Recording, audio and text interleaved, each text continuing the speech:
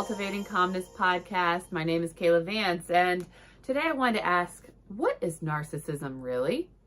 Do we all really know what narcissism is? Do you know? Or do we just know what we hear people talking about? And it's kind of a popular term to throw out there regarding certain characteristics and traits of people, either that we don't like or that are maybe a little annoying. Well, so today I wanted to ask that question, talk a little bit about it, but also because next week, here in Columbus, Ohio, I host a mental health professionals luncheon, and our presenter is going to be talking about narcissism and how to kind of treat with and work with people who have, had narcissists in their families, or maybe are a narcissist themselves. So I wanted to talk a little bit about that. And I am not a narcissism expert by any means. It is not my focus area. I did have to do a little more research to be able to talk about it with you today.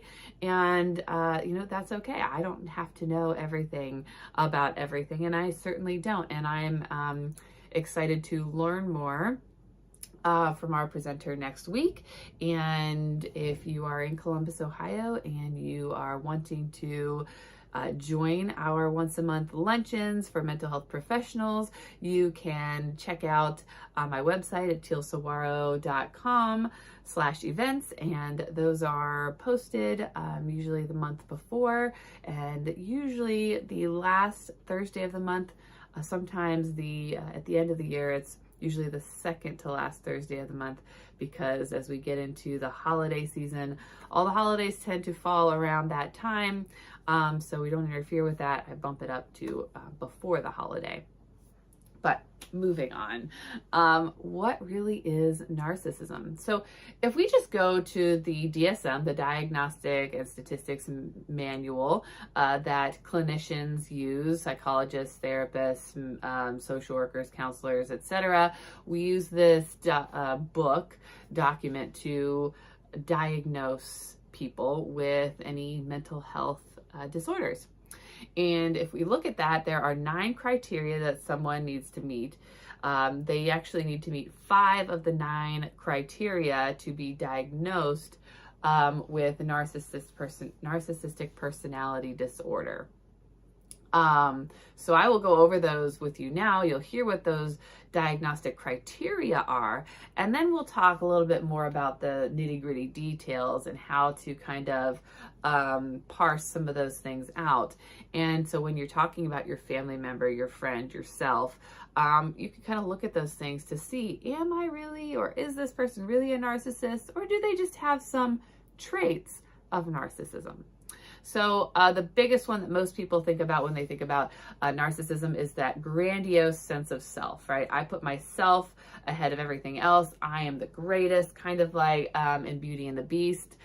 Gaston, you might say, is very narcissistic. Everything's about him. He's beautiful. He doesn't, he wants Belle because Belle is beautiful. Belle will make him look good, but he doesn't want Belle because he loves her and because she's smart and all the other good things about Belle. No, he wants her because she's going to make him look good and reflect good on him, and he wants to look good and continue to look good and be the best, right? So Gaston is maybe a silly kind of character to represent narcissism in that way. Number 2 is the kind of the idea of being preoccupied with the idea of like the fantasies of unlimited success, power, beauty, love, etc. Like it's that fantasy that they want it, they have to have it, they need it, and they're always striving to have those things, to be the best at everything. The belief that they are special and unique, and therefore they're only understood by other special and unique people, and that they only want to be associated with those in higher power who are also special and unique. So that's number 3. They have the constant need for like admiration, excessive admiration, and needing it like attention and being boosted. The sense of entitlement, what's that? That's number 5. Number 6 is they exploit people interpersonally. So that kind of manipulative factor that they have on other people. They have a lack of empathy. They have either envy of others, or they want others to envy them. And then they have like arrogant, haughty behaviors. So those are the 9 characteristics that we think about when we think about narcissists, and we think about diagnosing them. In order to have a diagnosis of narcissistic personality disorder, you have to meet at least 5 of the 9 traits, okay? And there's more to it than that, but those are the traits that you have to meet. And then there are certain other like characteristics and things that need to happen in order for that to be the case.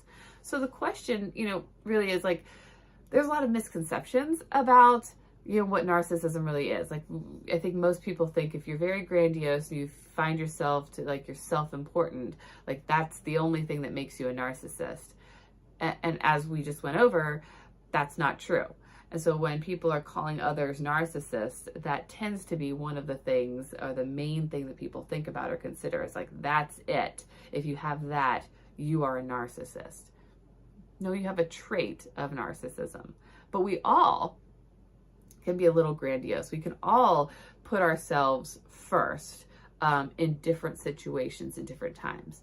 So that's where I say that narcissism, as well as most things in life, are on a spectrum, right? Most things are not black and white, this or that, all or nothing. We all can have and show traits of something. That doesn't mean we have a full-blown diagnosis of whatever it is: depression, borderline personality disorder, anxiety, PTSD, narcissism, etc., etc., etc. We can all have traits of those things, but never meet criteria for a full diagnosis, okay? So that's what I'm getting at here. The big question that a lot of researchers will pose or are asking, and in my research and trying to find some information, I saw this brought up, and this is where even psychologists and people who diagnose can disagree. So that's another factor to consider, is that you could ask 100 different psychologists about a person presenting to them, whether they have narcissism or not, and some may diagnose that person with narcissism and some may not, even though they're presented with the same facts, okay? So it can be a little subjective, and there are many things to consider. One of them, like nature versus nurture. Okay, some say, if you have a narcissistic parent, you're more likely to be narcissistic. Is that genetics, right? Is that nature? Is that because you were born that way? Or is it nurture? Is it because of the way you were raised, the things that you were exposed to, the beliefs you were raised to have? Was it things that you learned, the ways you were treated, the toxins you were exposed to? So in my line of work and what I do with like holistic health, I look at those factors, the nurture type factors. So we could be born with a breast cancer gene. That doesn't mean we're going to get breast cancer. It's going to be up to a lot of different factors and what has triggered your gene to basically turn on or be left off. And so if we're exposed to certain toxins, eating certain foods, those genes can be turned on and you're more likely to have breast cancer. I believe the same thing happens with personality disorders, mental health disorders, is that we can have genes, or we can have the susceptibility to have or be diagnosed with these things, but it's our environment, it's the things we're exposed to on a daily basis that are ultimately going to trigger whether those traits come out, whether we are susceptible to fall into that trap of depression, anxiety, or some kind of personality disorder. So it's not, I don't believe that it's just genes. And everything that I've seen and everything that I've read and everything that I've experienced in all the years that I've been a clinician, I don't believe that it's just one factor. There are many factors that can turn somebody into the person that they are, and there are many factors that can make somebody sick or make them healthy, and I believe that you can heal those things as well. If I wasn't, I wouldn't be a therapist if I didn't believe that you couldn't heal from your traumas and your exposures. That doesn't mean that it's going to be easy. So if you are a diagnosed narcissist, can you heal from that? Absolutely, I think you can, but I think it would be very hard work for you to do. You have to actively try to fix things and actively recognize that those parts of you are present. Let's see here. So I think that basically you have the capacity to be a narcissist, but you also have the capacity to heal from that. Okay. So I had said earlier that we all have a little bit of traits. So I don't know. I'm a theater buff, but I'm not a theater expert by any means. I was raised going to musicals and taken to theater. And then in my high school career, I did technical theater. So I did all the building and running of shows. And I still enjoy going to shows and listening to musicals. And, those are some of my favorite things to listen to in the car because I get to sing along with them. But one of the songs that comes to mind when I talk about this subject and other similar subjects, especially related to like the nature versus nurture and traits issue, is the song from Avenue Q. It's a Broadway musical. And the song is called Everyone's a Little Bit Racist. And it's a catchy tune, but what the song basically comes down to is that we all can have traits of something. Like in the song, they're talking about racism, and there's different characters from different ethnic and all kinds of like backgrounds, and they're all talking about the jokes that they make and the things that they say, and how, well, even that can be a little bit racist. Does that make you a racist? No, because we all can have different pieces and parts of us that we think are funny, or things that we do. That doesn't make us all one thing. And that's what that song talks about in that musical. And we all, when I was in training and in my first job, one of the things that came up, I would see a lot of borderline personality disorder in the hospital. I worked in a hospital for my first few years as a therapist, and we would see a lot of borderline personality disorder diagnoses come into the hospital, and that would get us talking, and we realized, that we all have traits of borderline personality disorder. We all have traits of narcissism. We all have traits of depression or anxiety, or not all of us, but we can. That doesn't mean we have a diagnosis of something. So, for example, if you're in a fight with somebody, like if you get in an argument with your spouse, you're going to basically turn more narcissist because you are fending for yourself. You want to protect yourself. It's all about me, and you're in that state of mind where you're not empathizing with the other person. That's why you're fighting. And I'm guilty of that as well. And that empathy can come later when you've calmed down and you realize like, oh, maybe there is another side to this argument, or there's another issue present. But when you're in the heat of it, when you're triggered, you can become more narcissistic. You can become more you feel like self-important and want to focus on you. Does that make you a narcissist? No, that makes you human. Children are inherently narcissistic, because it's all about them. It's all about the ego. It's about me. And as they get older, that tends to become less and less, but that still can be present at different times in your life under different circumstances. So, we could all say we're a little bit narcissistic at times. That doesn't make us a narcissist. And the last thing I want to point out is that narcissism, like many things, and I kind of mentioned this already, is it's on a spectrum, right? It's not just black and white. It's not like you're a narcissist or you're not. And in reading up on it, there are different sides of narcissism, and I'm probably not going to get this all correct. Again, I am not a narcissist expert, so I encourage you to do your own research and look up information about this. There are many, many, many, many, many articles about this and many, many, many books, and there are clinicians out there that do specialize in narcissism. So those are the people to really ask, and I'm excited for our presentation next week on narcissism because I want to learn more. I want to be able to identify it in in my clients or their family and be able to help people through dealing with somebody who shows those traits, because it can be very hard to live with someone who is a true narcissist. But we have like the side of narcissism where it's that grandiose sense of self, but then we have the side of narcissism that's more vulnerable. And I think that's the part that seems to be not talked about as much. And it can ebb and flow sometimes. It can be all maybe one-sided, all on the vulnerable side, all on the grandiose side, and then it can go even further into the extreme, more what they call malignant narcissism side, which is, if you think of malignant cancer, it's just festering and growing and getting bigger.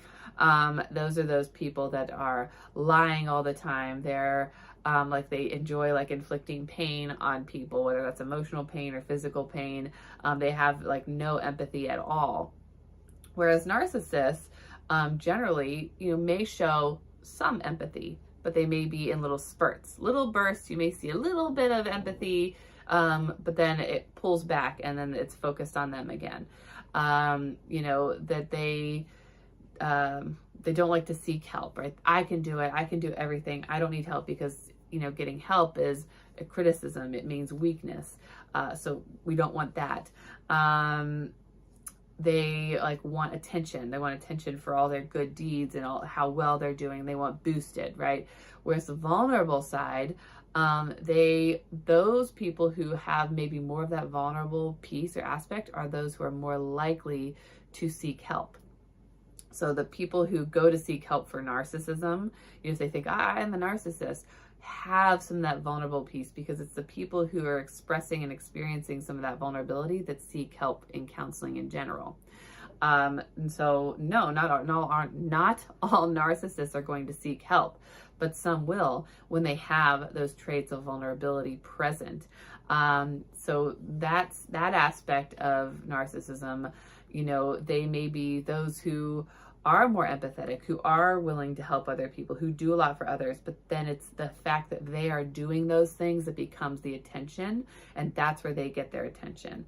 And they're doing those things to help others for the attention. Does that make sense? Like, I am doing things to help others and I'm getting attention for that. And I love helping people and I am the people helper, right? It becomes I'm the people helper as the focus of attention versus just doing it because it's a good thing to do and it makes me feel good. I don't have to brag about it. A narcissist is going to likely brag about that and get some kind of boost from helping other people. They can be more sensitive and temperamental. They can react more poorly to criticism, whereas somebody who's more grandiose isn't going to like criticism and they're not going to really accept it as much. Whereas maybe somebody who's more vulnerable may hear that and take that, and that's going to piss them off. It's going to upset them, and they're not going to like it. And they need that constant reassurance. So it's like the spectrum, and it can maybe ebb and flow depending. And so there are some articles that I read that, people who kind of experience that ebb and flow, and they can feel like they're on top of the world, but they can also like feel like down in the dumps and, like they're worthless. And that could be traits of other personality disorders as well, which is why it can be very hard to pinpoint and decide and know how is somebody truly a narcissist or not. So, I don't know if I made it any clearer for you whether somebody's a narcissist, but I hope I made it clear for you that most of the people you're seeing in the world who you're calling a narcissist are not likely a narcissist. Narcissists make up, from what the research shows, about 1% of the population. 1% of the population. So a room of 100 people, you're going to have one person who's a true narcissist. You're not going to have 10. Okay. So if you know 10 people who are narcissists, that may be a little high. You may have to actually look at that and see, are these people true narcissists, or are they just having some of those traits that are really prominent and standing out, but there's more to them than those traits, and am I missing those things? I hope you found this helpful. If you're a mental health professional and you'd like to join us for our mental health professionals luncheon next week on Thursday, September 26th, Janine Vague will be there talking about narcissism. So I hope you can join us there. Thank you for joining me for today's podcast, and I will be back again next week.